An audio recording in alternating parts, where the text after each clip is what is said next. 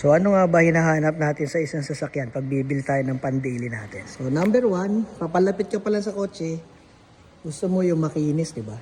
Ayan, hindi ka nagagastos sa paint. Mahal din kasi magpapintura sa totoo lang. Latang-lata pa rin naman yan. May mga kupas lang na part nung nabili natin, may dent, may scratch, kaya pinabuo na natin ang paint. Para hindi ka naman mumblema sa pintura. Gusto mo nakarehistro. Gusto mo malamig ang aircon? Napakalamig ng aircon. Gusto mo hindi ka nabibili ng gulong? Falcon tires, ganyan kakapal. Lahat ng gulong ganyan kakapal. So hindi ka nabibili. Gusto mo matipid sa gasolina? Vios, 1.3, 5-speed manual. Gusto mo maraming parts kahit saan ka maghanap?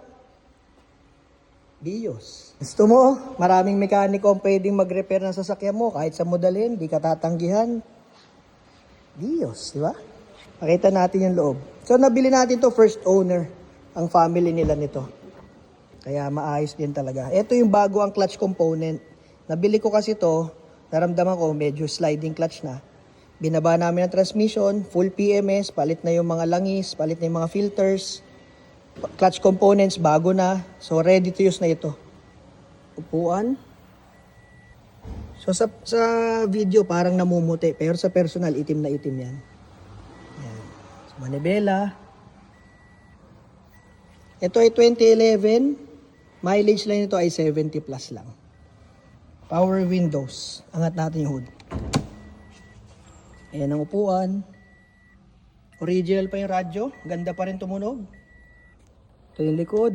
Ang dilim lang. So, ayan. Latang-lata. Ito yung gulong sa harap, oh. Sobrang kapal pa, di ba? So, check natin yung engine bay. Ayan. So, napakatining, napakatipid sa gasolina. Bago na yung clutch component, so hindi na kayo mag-iisip kailan kaya ito magpapalit ng clutch components, hindi na. Taon na ulit ang bibilangin. So ayan, 1.3 pan daily. Ito pa isang gulong. Yan, para alam nyo lahat makapal. Mahal din kasi ang gulong, mahal ang pintura, mahal ang gulong, mahal magparehistro ng expired, mahal magpagawa ng aircon. Yung ibang pyesa nito, bago, pang ilalim. Pinakita sa akin ng first owner yung mga pinagpalitan. Rotor disc, bago. Brake pads, bago. Shock absorbers, bago. May mga sticker pa nga yung iba. So, ayan siya. All in all, ready to use mga kaibigan. Wala na kayong hihilingin pa sa isang service na pang daily. Dito sa Vios na to. So, ayan siya. Meron din tayo automatic, kung gusto ninyo. Binabuff na lang natin. Automatic, 2006 model. Ito, manual, 2011.